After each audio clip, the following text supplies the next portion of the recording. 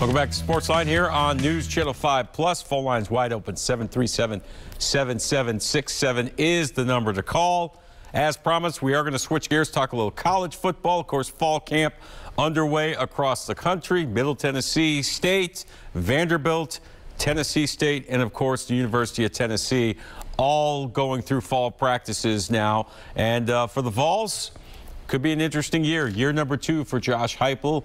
And of course, expectations are high after a 7-win season last year and great performance in a losing effort in a bowl game.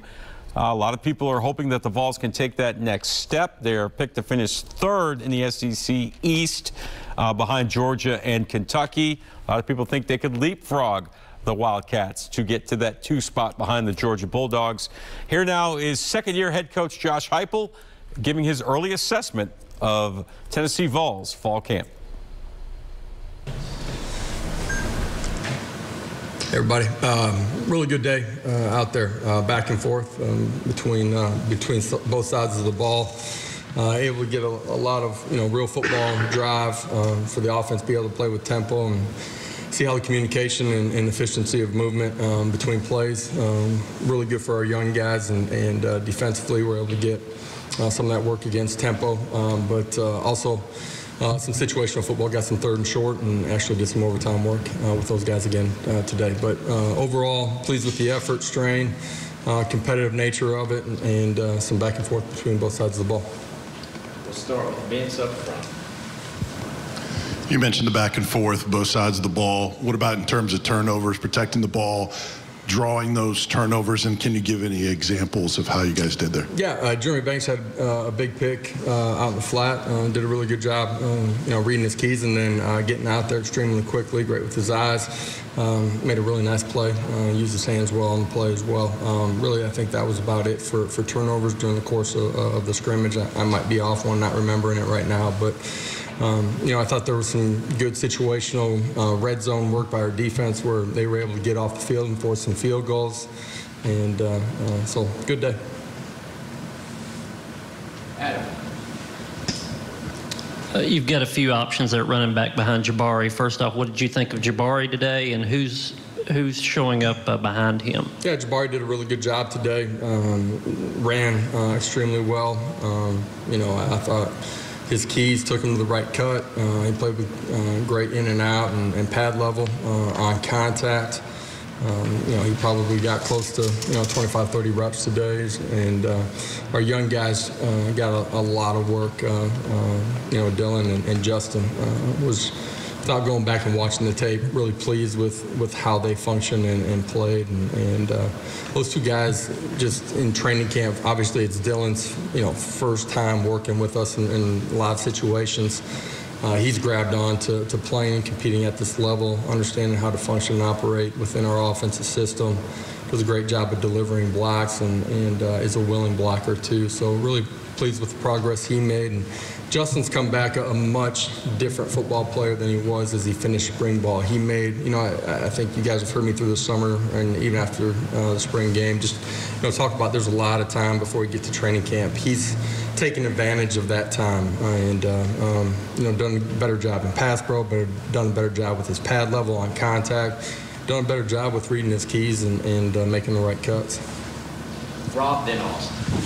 Coach, obviously Cedric is pretty established at one wideout spot. Did you have anybody else step up there today and kind of flash? Yeah, today, without going back and watching all the tape, Jimmy Callaway, Jalen Hyatt, both did some really good things in the slot. I'm pleased, overall with what they did today, but the 8 days that we've gotten in, where they've continued to progress to. So excited about what they've done.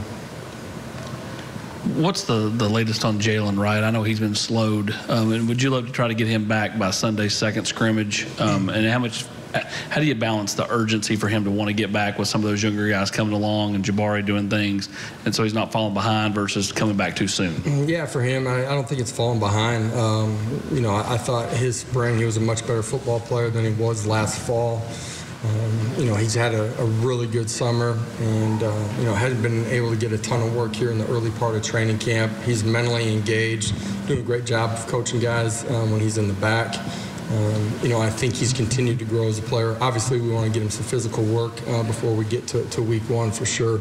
At the same time, I think it's a balance in making sure that he's healthy for as long as possible here when we get to the stretch of the season. Patrick Henry. Coach, sticking at running backs, this is the first time I think we've talked to you since Lynn J. Dixon joined the team. Just what's this past week or so, and I guess it's not even been a week for him, been as he tries to catch on, and what did you see from him today? Yeah, with Laneith being out for the season because of the injury, felt like it was important that we continued to try to look for and add another body in that room if there was one available that fit what we're going to need. And since he's gotten in, right, he's in a race to understand and learn what we're doing as fast as he possibly can. He's been able to flash in some of our situational stuff that we've done. For him to go out and operate and function in everything that we're doing right now, he's probably not at that point. But I've been really pleased with the effort that he's put into it. He's competed in a really good way out there on the practice field and in the stadium, and looking forward to his progression here on the back half of training camp here as we push towards game week. Coach, what are your expectations for newcomers in a first scrimmage, and how much, I don't want to say judgment, but how much do you walk out here going, okay, that guy maybe it would help us, or he's a developmental player? Do you pass judgment on one scrimmage like that? And what's your expectations for newcomers today? They're in a progression to get to where they need to by opening weekend, by week 3, by week 5. It's a constant progression for those guys. My expectations for the young guys today is go out and compete extremely hard, right? Play as hard as you possibly can every single snap. It ain't going to be perfect. You're going to learn. They've learned for 7 days out on the practice field. This is as real as it's going to be as far as game day operation and how to compete and function in that arena. They're not going to be perfect. Continue to progress. Don't make the same mistake twice. Now you're putting yourself in a position to grow and be ready to compete when we get to the season. This will be a huge day, huge opportunity. This afternoon it's a big afternoon for us as a program, but it's a big afternoon for those young guys too. It's an opportunity to sit back and look and learn just what a game situation looks like and how to function and operate in it. So what was your takeaway from them? Did they do that today? Man, there's a bunch of young guys, right? So, it's going to be different for every single one of them. You're going to find out a lot more as you watch on the tape. The young guys inside of our program have been really pleased with their effort, their attention to detail, their want to, their ability to learn, their ability to be coached. And so I love the culture of those young guys. We got to keep accelerating a bunch of them in all 3 phases of the game. I realize this is a position where you have to go back and watch the tape and really study it, but that left tackle competition, anything stood out today or even in the other practices since we talked to you last? Yeah, without going back and watch it, I would hate to comment on today. Overall, both of them are highly competitive. They've progressed from where they were in spring ball. They still got room to grow, and they've handled it the right way, the competition between those guys. We will need them all. We will need those two, but we'll need them all up front. That's just the nature of the beast here in this league. So you're not just competing against somebody else, although you are, right? The competition's within yourself, and I'm pleased with what they've done here in the first week of training camp. I know we've asked for updates on this, but any update on Brew McCoy's eligibility? And is Lynn J eligible immediately? Do we know that for sure? Lynn J will be eligible. What was your original question? I'm sorry. Brew McCoy. His eligibility? Don't have an update on that. Do not. Mike, then Rob. Yeah, also on Lynn J, was there a relationship already between someone in the staff and him that led to him being involved? And you said as long as someone who fit what you were looking for, why did he fit what you were looking for so well? Yeah, for us as a staff, not really. As far as a previous relationship, obviously he had a lot of familiarity with Tennessee. If you look back just at his recruitment, he has some experience playing at this level. His skill set, athletic ability, change of direction, explosive long speed, all those things are things that we need inside of that room, right? And so for those reasons, felt like he was the right fit to bring in. Coach, I think we kind of maybe take Hendon for granted after last year. Don't do that. But how was he today? What did you think about the quarterback play? Really good, really efficient, effective. Handled the operation side of it extremely well. He's been in really good command of what we're doing offensively, keeping us out of bad plays, bad situations, turning negatives into zero. Been decisive, getting the ball out of his hands. Complete command of what we're doing on the offensive side of the ball, run game and pass game, protections as well. Really pleased with his progress, through spring ball, but even after spring ball to where he is now. Did some really great things out there today. Yesterday had a great day too, and love where he's at. Keep fighting and be ready for week one. Go be your best. Rick in the back.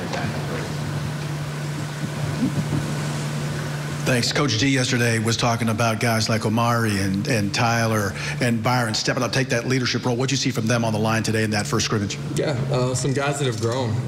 Omari, somebody that has leadership traits and is grown as a player, grown in his leadership ability to control an entire group. Tyler Barron is taking huge strides in those same areas, and just his accountability every single day and toughness and strain. His best football is still ahead of him, and really proud of the strides that he's made.